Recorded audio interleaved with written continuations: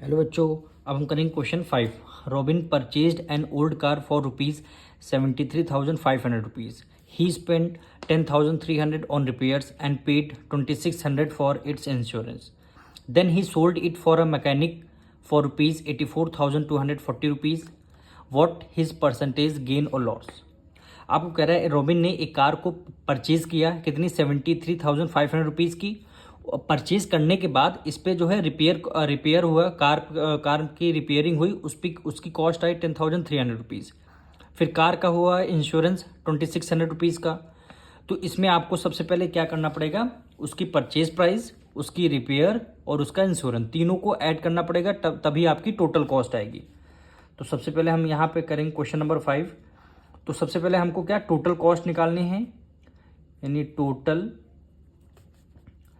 Cost price of car, यानी car की total cost price आपको निकालनी है।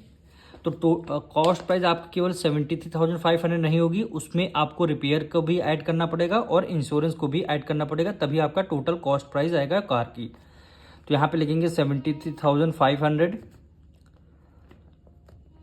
प्लस रिपेयर की कॉस्ट आई है 10,300 प्लस इंश्योरेंस कॉस्ट कितनी आई है 2,600 रुपीज़। तीनों को आपको ऐड करना है, तभी आपकी टोटल कॉस्ट आएगी। अब तीनों को ऐड करते हैं, यहाँ पे 73,500 10,300 और ये हो गया 2,600 रुपीज़। 0 0 5 + 3 8 8 + 6 कितना हो जाएगा 14, 1 कैरी गया, 3 + 2 5 है, क्या हो गया 6 हो गया, और 7 + 8 हो गया, यानी 86,400 रुपीज़। यानी टोटल कॉस्ट कितनी आ गई रुपीज़ 86,400 रुपीज़ क्या आई, टोटल कॉस्ट आ गई। फिर कह रहा है उसने जो है मैकेनिक को बेच दिया, वही कार को मैकेनिक को बेच दिया कितने 84,240 रुपीज़ में, यानी इसकी सेलिंग प्राइस ऑफ कार की सेलिंग प्राइस कितने में हुई है 84,240 रुपीज़ में इसकी कार को बेची गई है।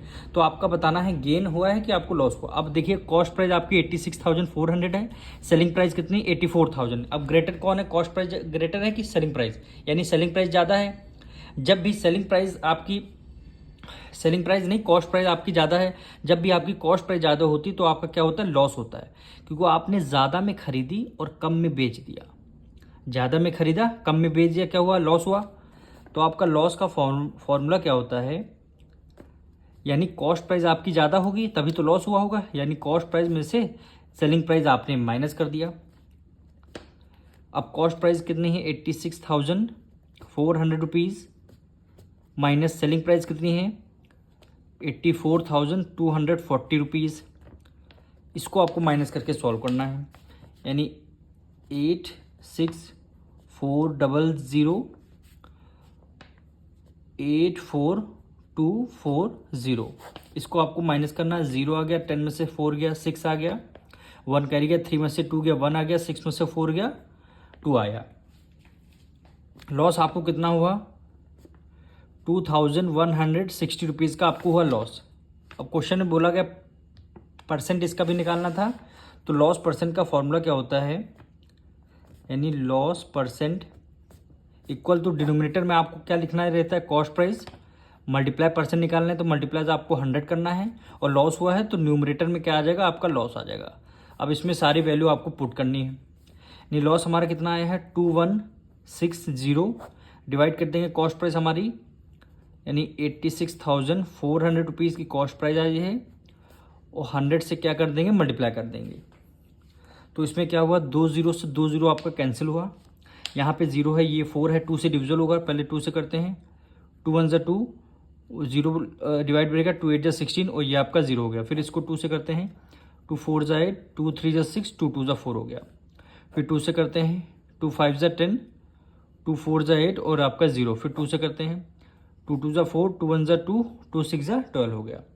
फिर 2 से करेंगे, 2 2 ज़ा 4, 1 कैरी गया, 2 7 ज़ा 14, 0 हो गया। फिर 2 से करेंगे, 2 1 ज़ा 2, डिवाइड बैक हुआ, 2 8 ज़ा 16 हो गया। अब फिर हम एक बार 2 से करते हैं। 2 5 ज़ा 10 और 2 4 ज़ा 8 हो गया। फिर 2 से करेंगे। 2 1 ज़ा 2, 2 3 ज़ा 6, 1 कैरी गया और 2 5 ज़ा 10 हो गया। अब देखिए ये नंबर हमारा 3 से डिविजिबल हो रहा। अब इसको 3 से करेंगे, यानी 3 1 ज़ा 3 हो जाएगा। 2 कैरी गया, 3 8 ज़ा 24। फिर इसको करते हैं। 3 4 ज़ा 12, 1 कैरी गया, 3 5 ज़ा 15 हो गया। फिर से इसको 3 से करते हैं। 3 6 ज़ा 18 और 3 1 ज़ा 3 और 3 5 ज़ा 15। फिर से 3 से करते हैं। 3 2 ज़ा 6 और 3 5 ज़ा 15। काफ़ी लॉन्ग प्रोसेस है हमारा। डिवाइड करने के बाद आया है 5/2। 5/2 हमारा आया है। अब इसको देखिए मिक्स फ्रैक्शन में, क्योंकि ये डिनोमिनेटर आपका छोटा है, इसको जो है मिक्स फ्रैक्शन में आपको निकालना होगा। तो आप क्या करेंगे, 2 से इसको 5 को डिवाइड दे देंगे, यानी 2 2 ज़ा क्या हो जाएगा 4, रिमाइंडर 1 आ गया। यानी आपका जो रिमाइंडर आएगा वो न्यूमरेटर में आ जाएगा, जो आपका डिवाइज़र है वो आपका डिनोमिनेटर में आ जाएगा। यानी 2 होल 1/2% क्या हो जाएगा, यही आपका आंसर हो जाएगा। 2 होल 1/2% आपका आंसर हो जाएगा। मिलेंगे नेक्स्ट वीडियो में।